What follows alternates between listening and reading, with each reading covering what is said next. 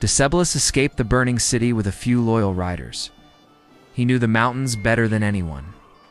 He headed for the high passes, hoping to rally a last stand. Roman cavalry chased him. When it became clear he could not break away, Decebalus chose death rather than capture. He took his own life. The long road to Dacia. The land and the people. North of the Danube River lies a land of tall hills, deep forests, and rich mountains. In ancient times, this was the home of the Dacians. They were farmers, miners, and fighters. They built strong hill forts out of stone and wood. They worshipped their gods in sacred places high in the mountains. Their most famous weapon was a curved blade called the falx. It hooked over shields and cut through armor. Roman soldiers feared it. The Dacians controlled lands that today are mostly Romania, plus pieces of nearby countries. Their mountains were full of gold and silver, their valleys had salt and good soil, and their passes guarded routes between the Black Sea and the Middle Danube. That made Dacia important. It was a key on the northern edge of the Roman world, and a prize any emperor would look at twice. For a long time, Rome held the south bank of the Danube. They called those southern lands Moesia. On maps in Roman camps, the Danube looked like a blue wall, the empire's line in the north. Beyond it lived many peoples: Dacians, Sarmatians, and Germanic tribes. Most of the time, Rome wanted peace there. Peace meant trade and stable borders, but peace did not always last. Before Trajan, trouble on the Danube. Decades before the final conquest, Rome and Dacia had already fought more than once. One of the strongest early Dacian leaders was Decebalus. He rose to power around AD 85. He was tough, clever, and patient. He knew how to unite the mountain tribes. He also understood Roman habits. He tested their strength but tried to avoid full disaster. War broke out in the late 80s. Dacians crossed the Danube and struck Roman camps in Mysia. A Roman army pushed back, crossed the river, and marched into the Dacian mountains. But the mountains were the Dacians' home ground. Fog, rain, narrow tracks, and ambushes worked against the Romans. In one early campaign, a Roman force was destroyed, and a legion's eagle standard was lost. That was a great shame in Roman eyes. Another Roman general later won a battle in the passes near Taipei, a key gate into the heart of Dacia. Still, the overall war ended in an uneasy deal. The Roman emperor at the time, Domitian, agreed to pay Decebalus a yearly sum and to give him engineers and craftsmen. In return, Decebalus would not raid Roman lands. It was peace, but a peace that tasted bitter in Rome.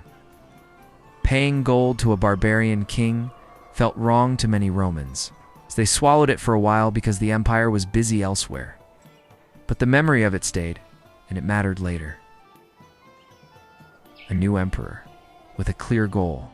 Trajan takes charge.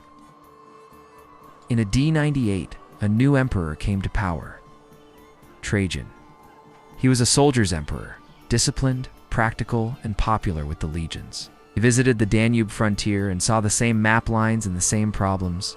He knew the story: the hard mountains, the Dacian falx, the old loss of a legion's eagle, the humiliating payments. He also saw the prize: Dacia's gold, and a chance to push Rome's border to a safer line. Trajan did not rush. He prepared.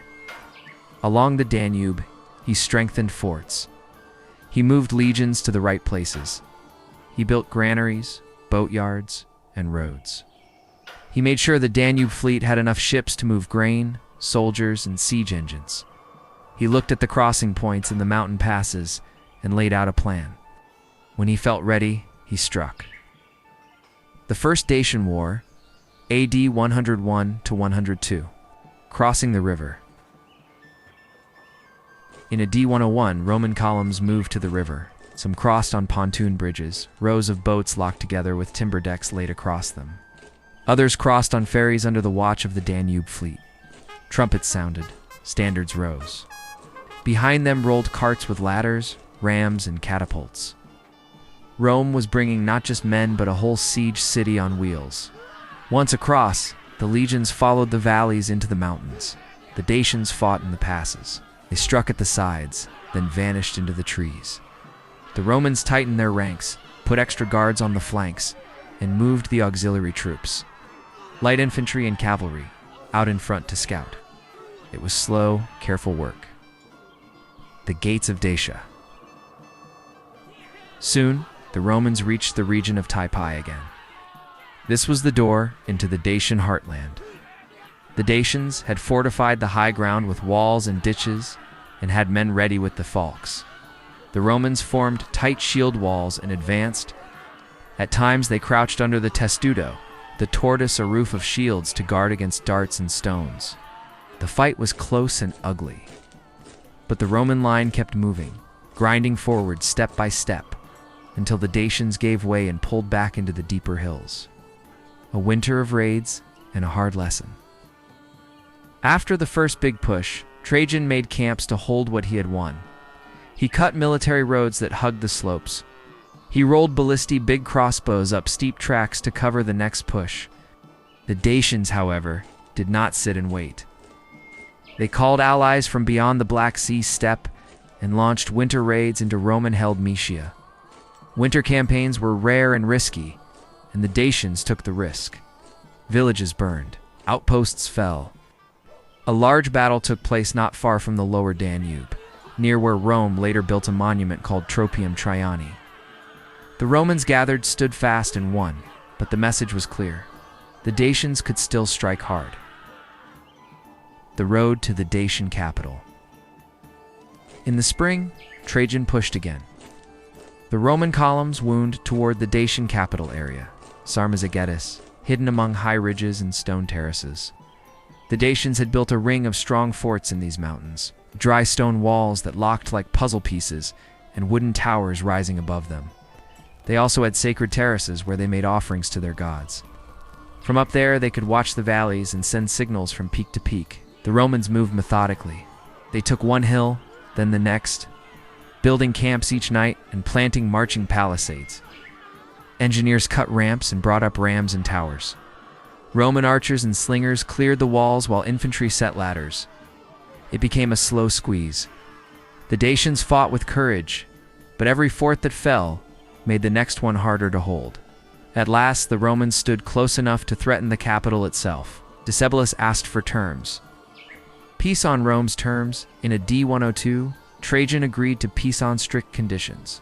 Decebalus could remain king, but he had to hand over war machines and tools, dismantle key fortresses, give up hostages to keep him honest, accept Roman influence over his foreign policy, stop raiding, and stop taking in Rome's deserters. In other words, Dacia could live, but only under Rome's watch. The payments from Rome also stopped, and to many in Rome, this looked like honor restored. To Decebalus, it was time to rebuild in secret. Between the wars, quiet that wasn't quiet. Decebalus regroups. On the surface, there was peace. But Decebalus was not the kind of leader who waited for the axe to fall. He trained new men. He rebuilt forts, sometimes out of sight, sometimes under the excuse of repairs. He looked for allies. He tried to draw in steppe riders and Germanic warriors. He tried to bribe Roman officers and to lure Roman deserters with pay and safety. He gathered what he needed for another round. Roman scouts noticed. Traitors whispered in camps. Small Roman patrols vanished in the woods. Reports piled up on Trajan's table. Each one alone was small. Together they formed a pattern. Trajan understood the pattern. He had given peace a chance. Decebalus had used it to sharpen his knife. Trajan decided on a final answer. This time, he would not ask for promises. He would end the problem. The Second Dacian War. AD 105 to 106. The bridge that changed the war. To move men and supplies fast, Trajan ordered a permanent stone and wood bridge across the Danube near Drobeta. The engineer Apollodorus of Damascus designed it. Massive stone piers rose from the riverbed, with timber arches across the tops. It was one of the wonders of the Roman world. With this bridge, Rome could move legions, wagons, and siege towers across the Danube in a steady stream, no matter the season or the wind. It turned the river from a barrier into a highway. Columns in the mountains. Roman columns entered Dacia along several routes. One pressed toward Tapai again, clearing the pass. Another swung along a different valley to flank Dacian strongholds. A third guarded the supply line back to the bridge. The Danube fleet shadowed the roads from the river, ready to land men where needed and to deliver grain, nails, and spare arms to forward depots. The Dacians fought every step. Their folks still tore open shields and helmets. In response, many Roman soldiers now wore extra iron strips on their helmets and reinforced their arms and legs. Some carried longer shields. Others learned to catch the falx on the rim and twist it. Rome adapted, as it often did. Siegecraft against mountain forts. As the Romans climbed higher, the war turned more and more into siege work. The Dacians had built stone terraces that locked together without mortar. They were clever walls, strong and flexible, but Roman engineers were stubborn. They cut switchback ramps up steep slopes. They rolled up rams under cover of leather screens. They built siege towers taller than the walls. They fired bolts and stones to clear the battlements, then sent up the ladders. One by one, the ring of Dacian forts thinned. As they fell, the Romans took prisoners and maps, learned the roads and water lines, and pushed closer to the heart. The fall of Sarmizegetusa. All this led to the last act, the siege of the Dacian capital in AD 106. Sarmizegetusa was both a military and a sacred place. It had granaries, workshops, a network of aqueducts, stone and wooden channels that brought water into the high terraces. It had storerooms of grain and tools. It had priests and warriors side by side. Trajan's engineers realized the city depended on those aqueducts. They found the channels and cut them. Without water, the defenders weakened. Fires broke out. Roman missiles rained down day and night. At last, the Romans breached the defenses. Flames rose from the terraces. The Dacian capital fell. The end of Decebalus. Decebalus escaped the burning city with a few loyal riders. He knew the mountains better than anyone. He headed for the high passes, hoping to rally a last stand. Roman cavalry chased him. When it became clear he could not break away, Decebalus chose death rather than capture. He took his own life. Today, in 2025, we have evidence of this war. Back in Rome, Trajan had a giant monument built to tell the story of the wars. Trajan's Column. It still stands today. Carved into the stone is a long spiral of scenes, bridges, sieges, councils, river crossings, and the final fall of the Dacian capital. You can see engineers measuring, soldiers building.